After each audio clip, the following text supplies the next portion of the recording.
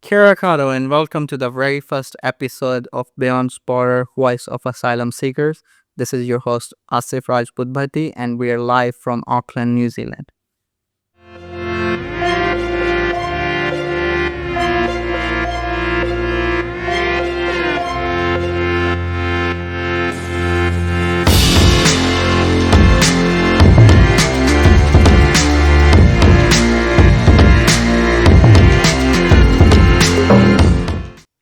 Today, we're joined by a pioneer in refugee support, Susan Elliot, short for Sue. Welcome, Sue. Thank you. Over the past 40 years, she won almost every head you can imagine.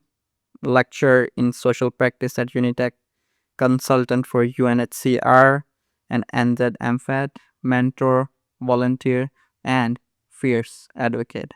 Perhaps most importantly, in 1989, she co founded Auckland Refugee Council, what we now know as Asylum Seeker Support Trust. Her early vision helped build the foundation for timely, accurate, and empathic support ASST provides today.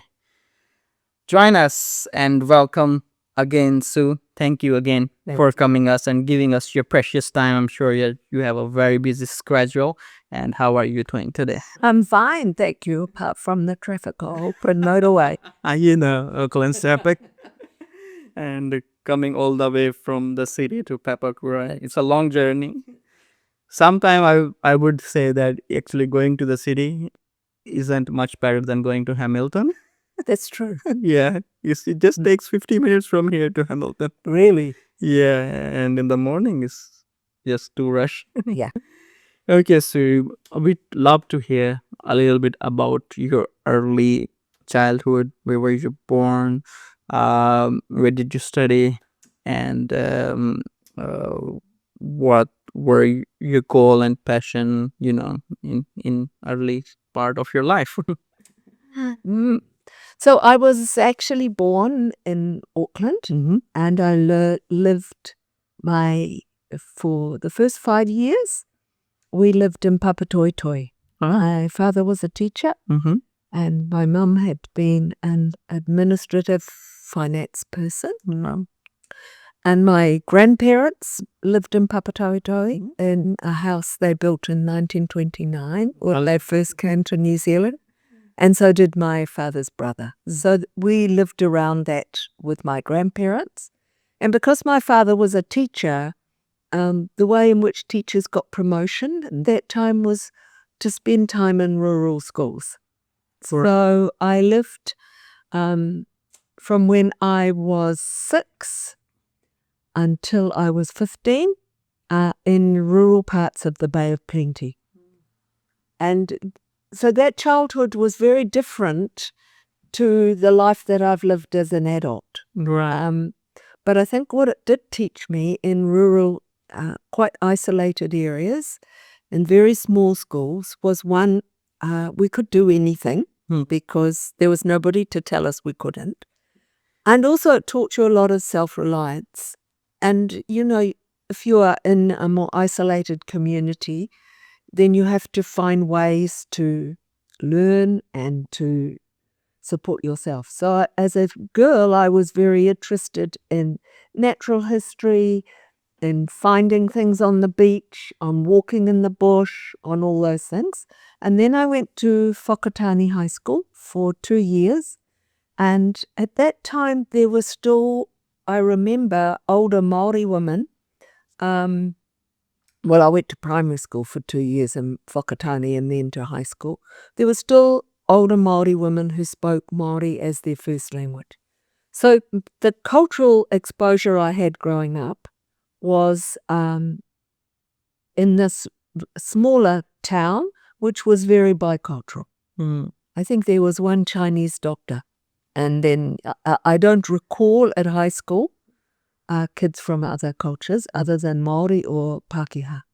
And there were a lot of Māori. And then when I was 15, we moved to Napier. I finished my high schooling there. I made very close friends who are still my closest friends from that time, even though my life's been very different to theirs. And I then went to Teachers College in Palmerston North and became a teacher. So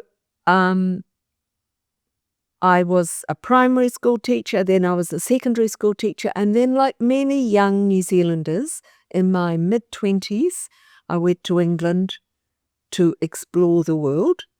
I was fed up with being a teacher, and so I spent one summer picking tomatoes in a glass house. I'm sure that our You came home all green, and I thought, teaching's not so bad.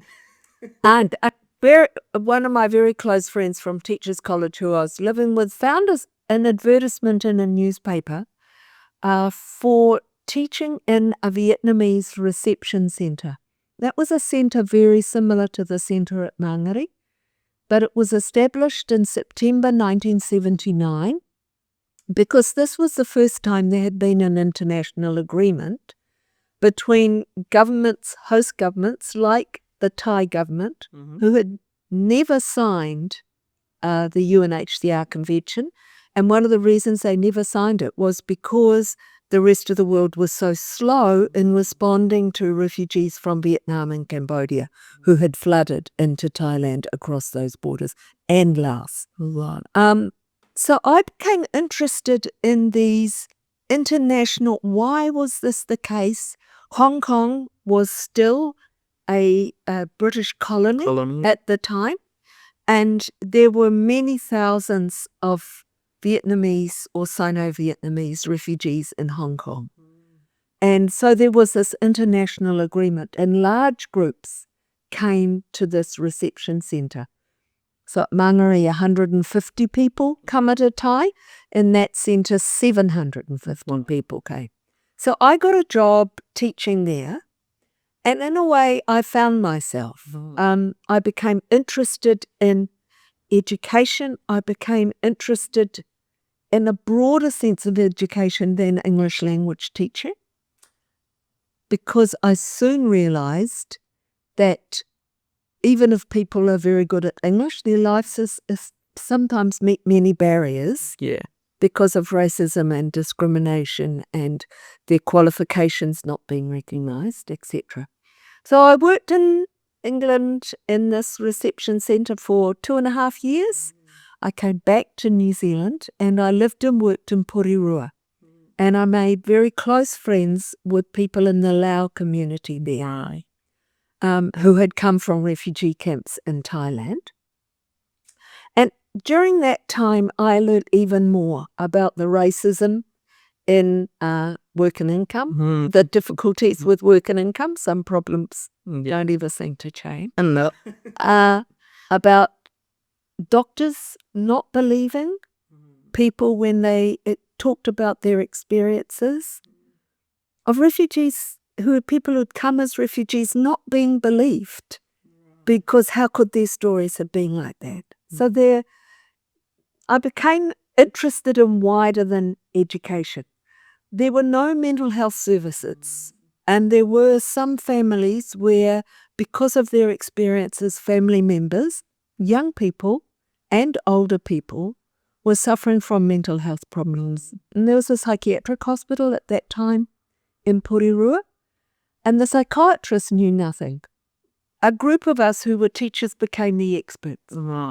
So I lived and worked in Porirua for about 5 years, teaching English but also doing community development and really working with people about how do we address these issues. One woman who was still a close friend was a nurse. What do we do about health? How can we help our families be healthy? How can we help young people who are not doing so well at school, etc.? What do we do about men whose experiences have been so terrible, they're so frustrated with their lives here, that alcohol provides a great solace for them? So my interest began to broaden.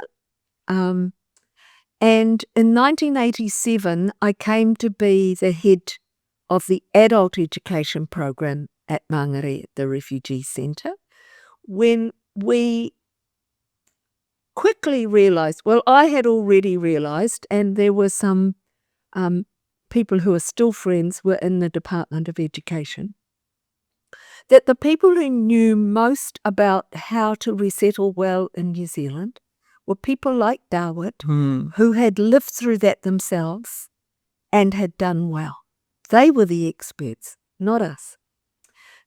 And there were, amongst the people who were coming were from Vietnam, Cambodia and Laos. Amongst those communities, there were people who had been teachers. So, almost against the current, we employed those people alongside English language teachers. They were teachers. They'd been teachers. They knew their people. They knew the experiences. They knew how to settle in New Zealand. So we had this team, and really it's the best team I've ever worked with. I don't know if you remember from that time when you were at Mangere, a teacher called Manho. Yeah, I still in touch. He was one of the teachers. He was one of the people we recruited. And Man Buivan, I think he may have still be there, and then an Allow teacher. And they weren't interpreters. The trend at that time was to employ people as interpreters. And they were not employed as interpreters. They were lecturers alongside us.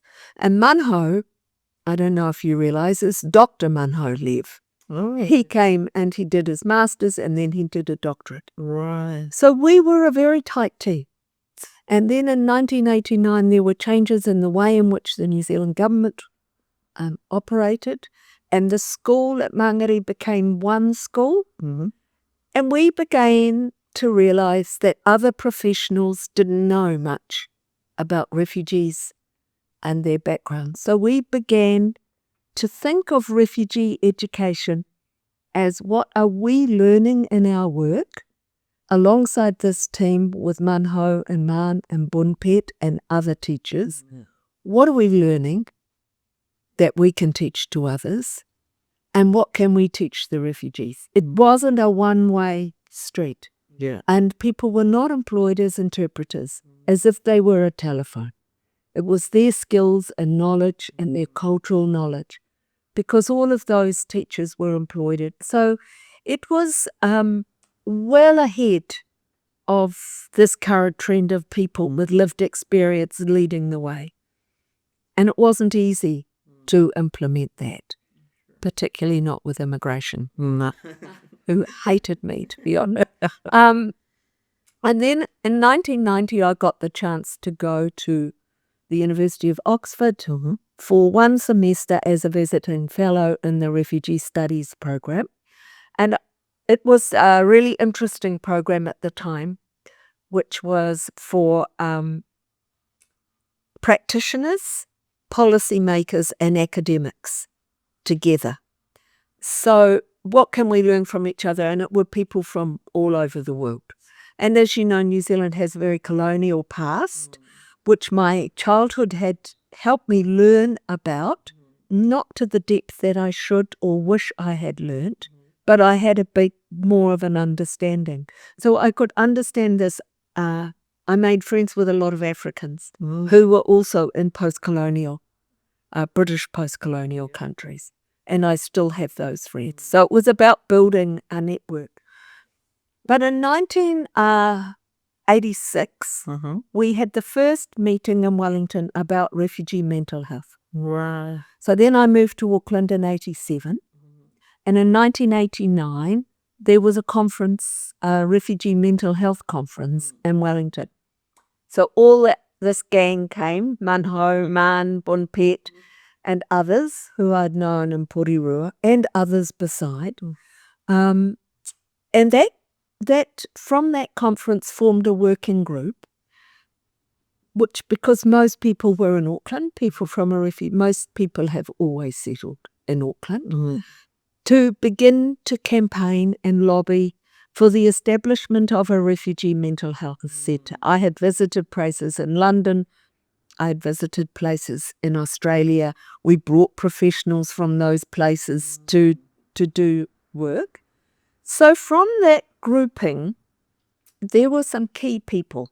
Dr. Manho Lev, And Dr. Rasalinam, who was a Sri Lankan GP who worked in Glen Innes, who had not come to New Zealand as a refugee, but by 1983 he wasn't able to go back to Sri Lanka. Right. So if he was already a New Zealand citizen. Right. If he hadn't been, he would have been a refugee in New Zealand. And people from Amnesty International, another guy called Bill Smith and Man Ho. So we formed a group that was looking at mental health. And then there was an overlap. And that group for mental health resulted in, what year was it?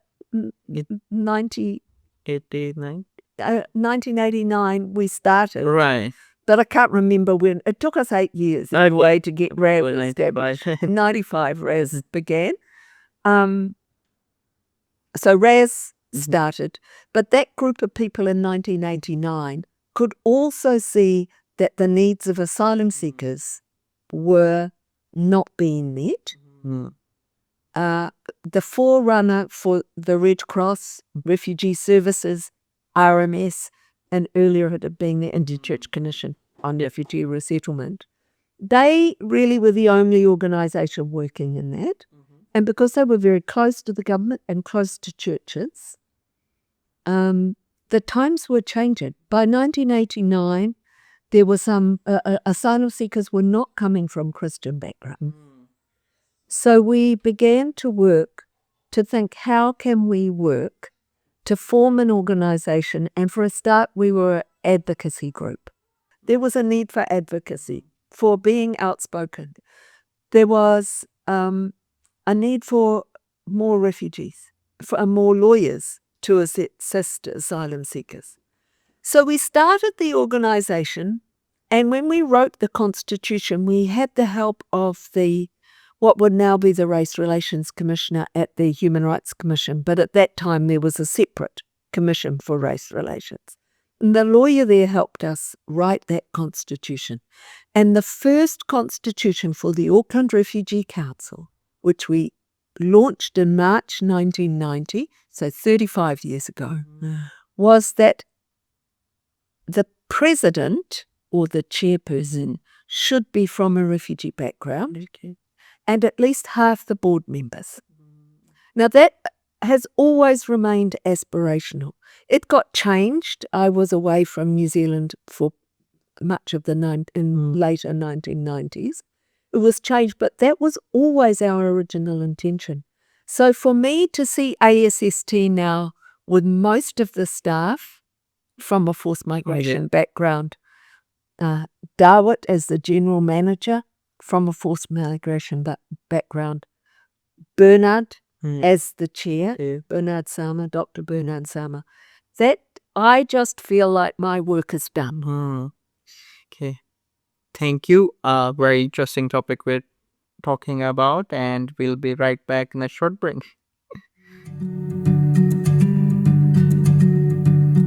Welcome back to Beyond Borders, Voice of Asylum Seeker. This is your host, Ashraf Gulpati, and my God, what a beautiful humanitarian guest we have today, who has served her 40 years of her life, even more than that, working for our community.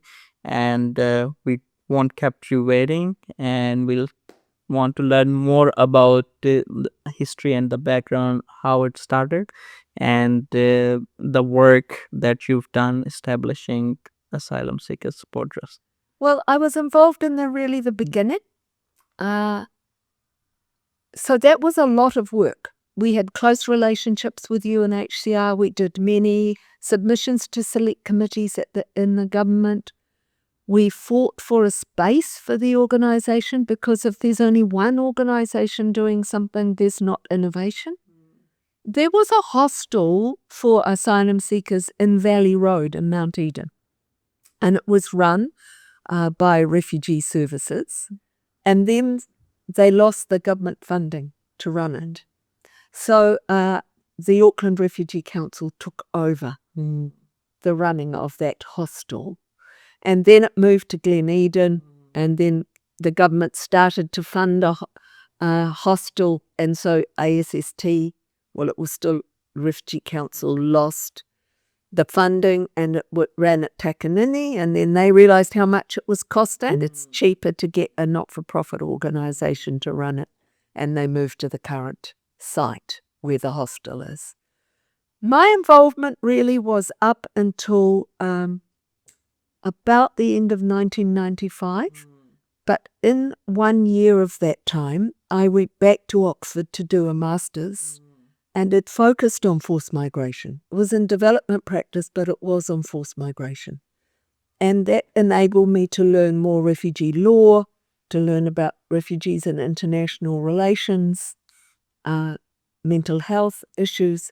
So there was to give us a bigger picture. So I remained involved through advocacy issues. And then the organisation began to provide more services. Over time, there have been peaks and troughs in how many asylum claims there are. So in the late 90s, the late 80s and early 1990s, there were a lot of asylum claims. And that's when we established. And then again, I was back in New Zealand by the beginning of 2000. In 2001, there were many asylum claims again. Our work, if I jump back a bit, in the 1990s at the beginning was the Gulf War between Iran and Iraq. Yeah. And immigration, can you imagine it, released this picture, like the old-fashioned identikit, they used to hand draw a picture of a criminal that was given to people at the border to say, this is what a Muslim looks like. Oh my God. It was outrageous, and we were outraged. So there was this tight group of us who just were constantly speaking out about this sort of racism. In fact, immigration at that time, the people who were seeking asylum were escaping that war from Iraq, and immigration gave a letter to me, and they were being detained in prison. That said, you are a Muslim or purport to be a Muslim. Saddam Hussein has called upon the US and its allies, and this includes New Zealand, to wage a holy war. So this is the reason you are detained. It was outrageous. Yeah. And people were being deported, and we campaigned. So a few years ago, there was a protest outside Mount Eden prison for the detention of asylum seekers. We'd been there 30 years before, protesting the same things. We'd been at the airport protesting deportations. So in some ways, these things are cyclical, and each time they come around, people have to learn anew. But we have to always be vigilant about those things. So during that time I was away, I was working on various things, but I worked voluntarily or for some pay for ASST, for the Asylum Seeker Support Trust, for RAS, some work for the Red Cross. Always I had kept my involvement because my knowledge had built over the years, and I felt I needed to pay that back. So sometimes that was paid work and sometimes it was voluntary. Right. So is there a time that you see that was a big breakthrough moment, especially with asylum seekers, that you can recall?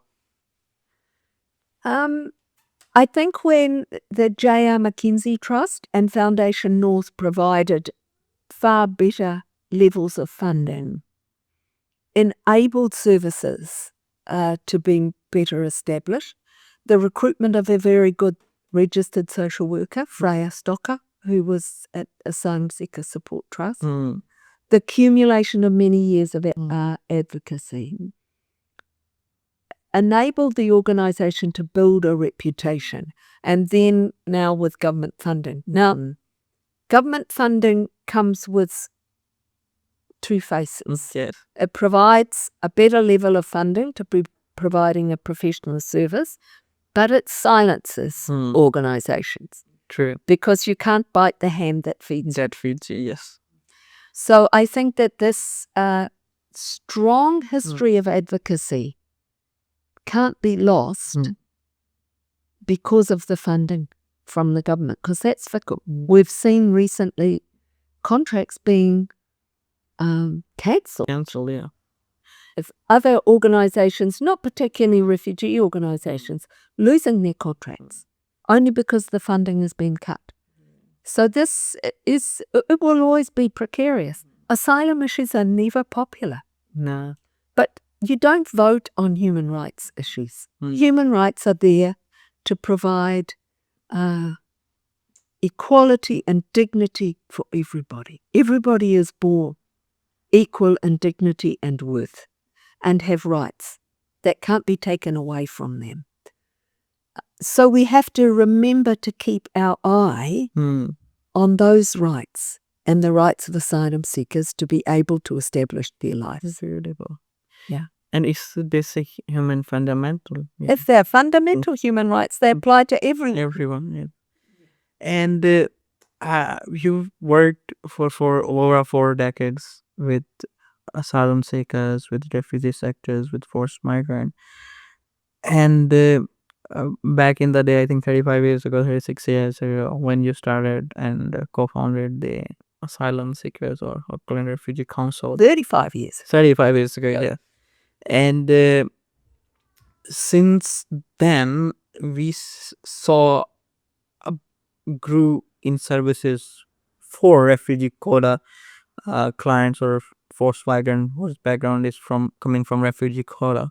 But we see a very little progress for asylum seekers, and we don't see any major organization that is solely working for asylum seekers. Do you know what's the reason why there hasn't been a new face or any other organization that could have been working with asylum seekers side by side? I think Amnesty International has often led and put good intellectual push into asylum issues, like the work that was done around the imprisonment of asylum seekers was led by Amnesty with ASST. The numbers in comparison to other things are not great. There is a big peak in asylum applications just now. Yeah. But there aren't that many asylum seekers in comparison to quota refugees. My own feeling, and I'm quite happy to say this, is the same as why there was advanced passenger screening. New Zealand is very difficult to get to. Very, very difficult to get to. So when the government changed the law to say a mass arrival of refugees would be 32 people if they came by boat. Right. So we lost that. Now, if that boat arrives, it's likely to come from the Pacific, and then will the government lock everybody up? Now, right now, there's a new bill before Parliament that extends the coverage to a group of people coming by air. So this is about the externalization of our border. And while there is currently funding from the government, that's not to say it will continue. It could be cut. Yeah. And that's part of deterrent. It's like this nonsense we hear from politicians about New Zealand being an easy touch. It's not easy to get here. It is not. It's very difficult. I mean, I can remember going to the court when Air New Zealand carried somebody seeking asylum and they were taken to court in the 1990s. And the case was heard in the Otahuhu court. And they were fined $2,000 or something. My God. So I think that there aren't that number. Secondly, it's quite specialised knowledge. And thirdly, it's not popular. It's like we have to constantly work against that. Yeah. It's like working against the tide. Yes, you know. always. And the thing that I found with Asylum Seeker Support Trust is that everyone who has been involved over the year, they had such passion working for these vulnerable people, and they know that if we are not doing something, for them, nobody's gonna do Exactly. for them. Yeah. And the organisation moved and it found a niche, which was around working with asylum issues. And that's important. There have been some changes. People now get benefits. They didn't used to get benefits. Right. Their children can go to school. There was a time when children couldn't go to school of asylum seekers. How did it evolve over There time? was advocacy around rights issues and knowing that children have a right to education. So it's that sort of more specialised knowledge. So there had been some changes in that way. And how did it change from Auckland Refugee Council to becoming an Asylum Seeker Support Trust? That was, I'm trying to think, it was probably about 10 years ago now. And I wasn't on the board, but there was a move because ARCC at that time was Auckland Refugee Coalition, Community Coalition. There, Yes. So there was already Auckland Refugee, and also the issues were asylum. So there was a move to align the name of the organisation, although it's not official, it wasn't officially changed. It was still Auckland Refugee Council, yes. trading as ASST. Yes. In the next changes to move from an incorporated society to a charitable trust, the name will probably change. Right. Is there a plan? I think there is. I'm not on the board now. Right. And when did you quit? I finished actually just as Dawit was starting. Right. Through that year. Okay. Yeah. Okay. And as you mentioned, I just want to go back to 1989. Yeah. Is there a story that really sticks with you when you really started for founding the ASST, and is there something that's really close to your heart that you want to tell? I mean, it was just the incremental approach to doing it and actually working with a really great team and having a lot of fun. And I think we were helped by terrible global events because there was a focus to be able to rally people to protest at the airport, to rally people to protest outside the prison, to work with others around asylum issues. I used my contacts in Oxford. Amnesty International, a guy called Bill Smith had contacts. Dr. Razalingham had a big network within the Sri Lankan and other former refugee things. So we were able to lever off that, and we had a lot of fun. Amazing. We were having such a beautiful chat with Dr. Sue, and I promise we'll be back.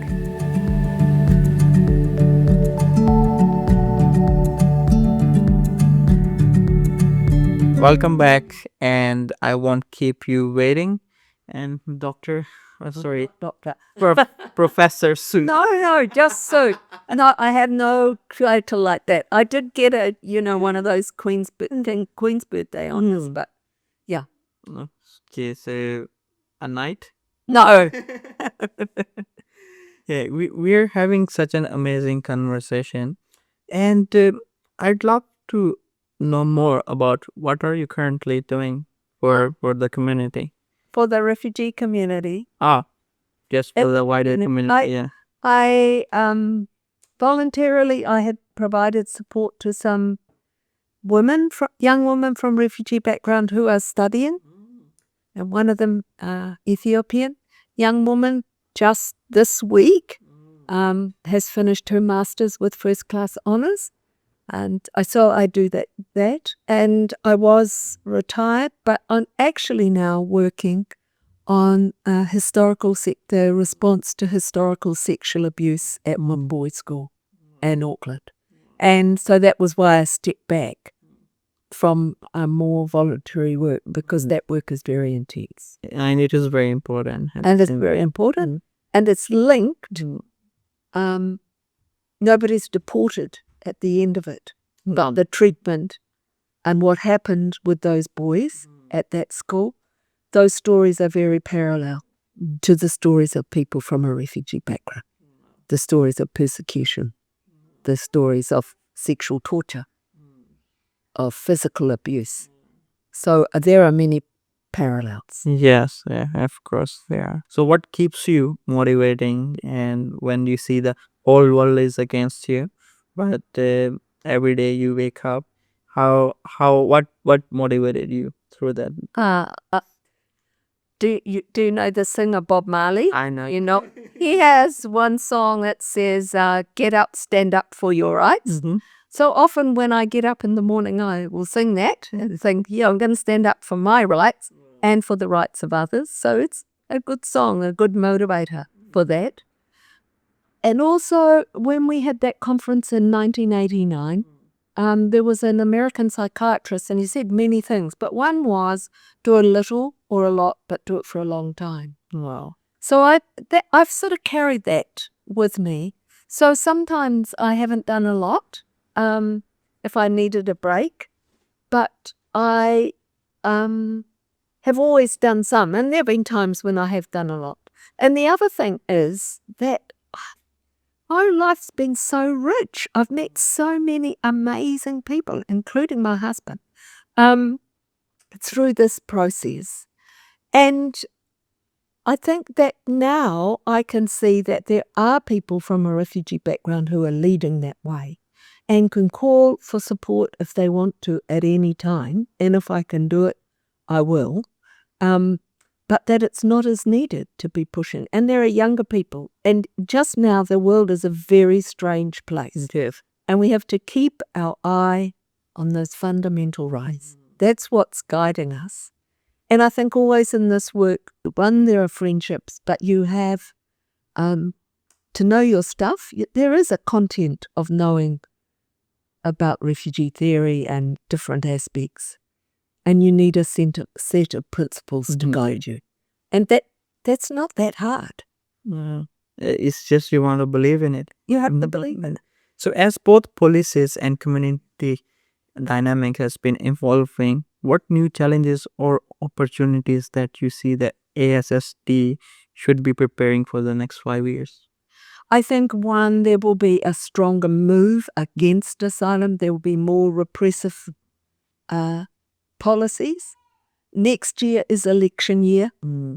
This dog whistle politics always raises its head. It wasn't so bad last year, but Winston Peters, I can remember 20 years ago, Winston Peters on a TV broadcast that used to be paid by the government, by taxpayers, sitting and saying 1 in 6 Africans in New Zealand have AIDS.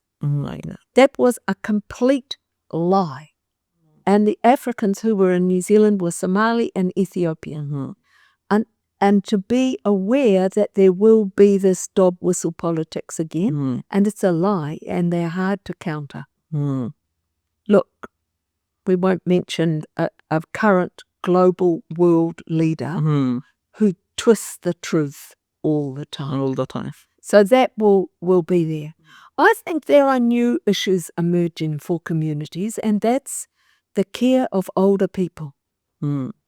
As people age, as their physical abilities give way to memories, there's more space to think about how do we care for the mental health and the health of older people. I think there's a reticence in communities to address those issues because they're afraid that the government will say people's parents can't join them. Yeah. So people are silent about them, about elder abuse. And it's not about going and playing cards in a hall somewhere.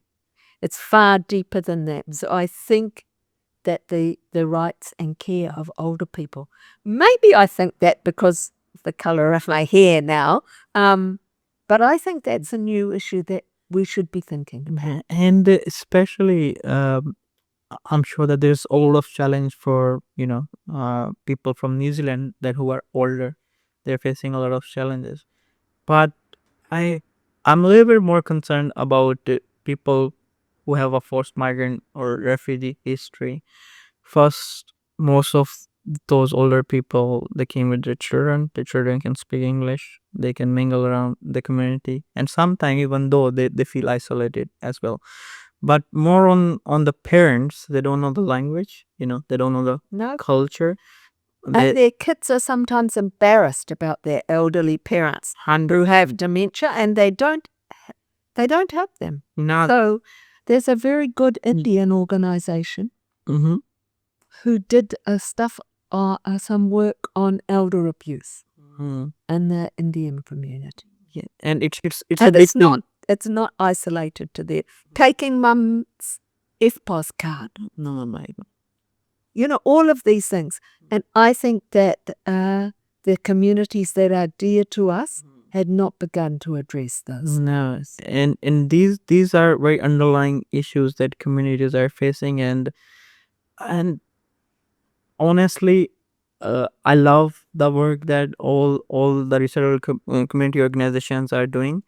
And one thing that bugs me a lot is that we focused a lot on the youth well-being, and it's a good thing. I'm not against that, but why none of these organizations have elders program? Yeah. They have women's program, they have leaders program, they have communities program, they have youth program, but they barely I know any organization that they have elders program. And this is from cultures that traditionally have respected older people. Absolutely, 100%.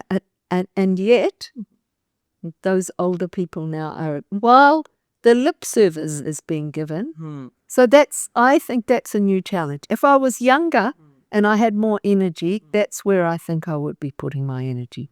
And I would love to work on that more, because I can personally, because I have parents, and I know the challenges they are facing even today.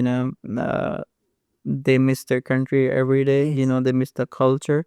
But why don't we make a current environment, make it welcoming for them? Even though I try to empower my parents, as you said, the Apple. For my parents, especially my dad, he never studied English back in the country. My mom, she was a primary school teacher, so she knew a little bit about English, and I have taught them how to do the banking, how to access the benefit, how to go and get the driving license. And still I feel like I haven't done much to empower them. And I tried a lot, but when I think about all the newcomers who are coming in, and who are just solely relying on the younger kids, and if we are giving too much power to those younger people, then there will be a time come that they might abuse those powers, if the power left unchecked. And also, I mean, that people can have a stroke and lose their English. If they used to be active, then the memory takes over from being active, and that memory is sometimes difficult. I think there's also programs for older people and some advocacy around the issues within the communities and externally as people get older. And also people lost status. By coming as a refugee. I don't know what your dad did, but Mum's not a teacher here. She had a position in Pakistan as a teacher. And she worked like 35 years in the government sector, very well, highly respected community member. And now she's just someone will walk past. And so actually you asked me early, what were some of my earlier influences?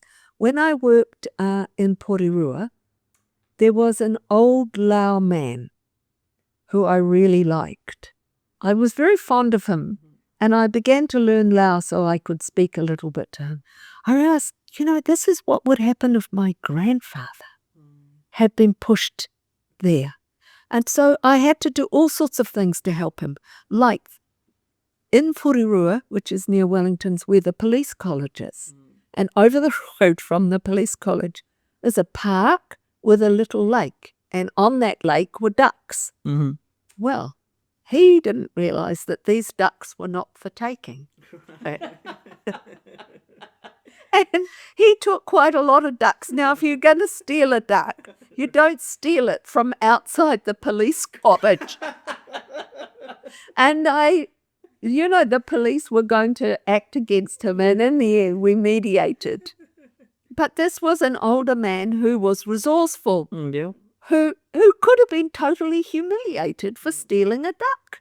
That was, why wouldn't you want to eat a fat duck that was sitting there and was so fat and easy to catch? Yeah.